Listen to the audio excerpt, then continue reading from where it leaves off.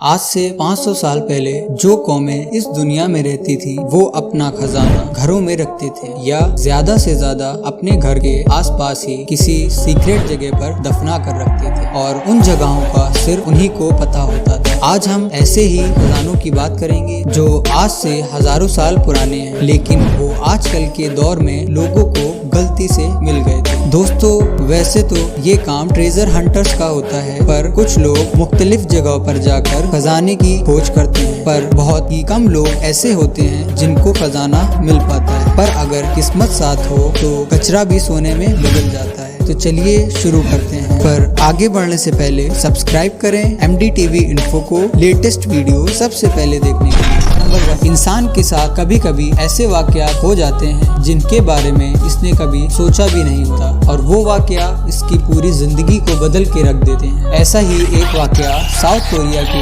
Airport पर सफाई करने वाले एक वर्कर के साथ हुआ। एक दिन वो एयरपोर्ट पर सफाई कर रहा था तो वहाँ इसे कचरे के बिन में 7 सोने की बार्स मिली। ये बार्स 24 कैरेट प्योर गोल्ड से बनी थी और बिल्कुल सॉलिड थी। इनमें से हर एक गोल्ड बार का वजन लगभग 1 किलो था। इस सफाई करने वाले को वहाँ से टोटल 7 केजी सोना मिला, जिसकी कीमत करोड़ों रुपए में थी। इस सफाई करने वाले ने एयरपोर्ट के रूल्स एंड रेगुलेशंस के अकॉर्डिंग वो गोल्ड बार्स अथॉरिटीज के हवाले कर दिए। इस शख्स ने मीडिया के सामने अपना नाम या फेस आइडेंटिफाई करने से मना कर दिया, लेकिन फिर भी पुलिस लॉज के अकॉर्डिंग वो इससे हासिल होने वाली 20% का मालिक था। कोरिया के लॉज के मुताबिक अगर किसी शख्स को कोई चीज मिलती है तो अगर इसका मालिक अपनी चीज के बारे में पूछने या ढूंढने के लिए नहीं आता तो वो इसी को दे दी जाती है। हैरानी की बात ये है कि वो वर्कर वो गोल्ड बार्स खुद भी रख सकता था, लेकिन इसने ये पुलिस के हवाले कर दिया। नंबर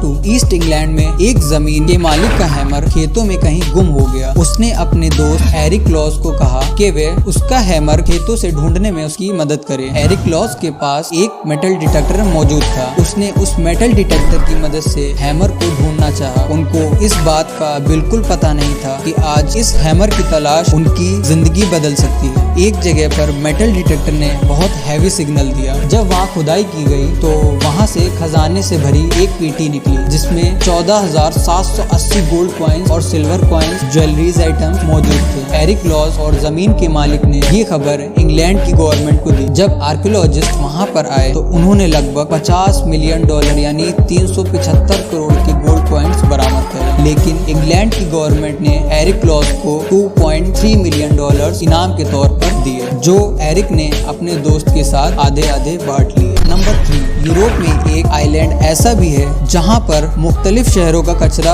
फेंका जाता है और यहाँ इतना ज्यादा कचरा मौजूद है कि इसका वजन टनों में है। कुछ साल पहले इस आइलैंड पर गार्बेज वर्कर्स कचरा फेंक रहे थे कि अचानक इन्हें कचरे में से कुछ चमकती हुई चीज नजर आई। जब इन्होंने करीब जाकर देखा तो वहाँ सोने और चांदी की ज्वेलरी और गोल्ड कॉइन्स मौजूद थे। इन वर्कर्स ने ज्वेलरी निकालना शुरू कर दी, लेकिन ये खजाना इतना ज्यादा था कि खत्म होने का नाम ही नहीं ले रहा था। इन वर्कर्स को वहाँ टोटल 700 केजी गोल्ड मिला, जिसकी कीमत का अंदाजा लगाना लगभग इम्पॉसिबल है। कोई ये इमेजिन भी नहीं कर सकता था कि कचरे के ढेर के नीचे अरबों रुपए का खजाना छुपा होगा। ये हिस्ट्री में आज तक मिलने वाले सबसे बड़े खजानों में से।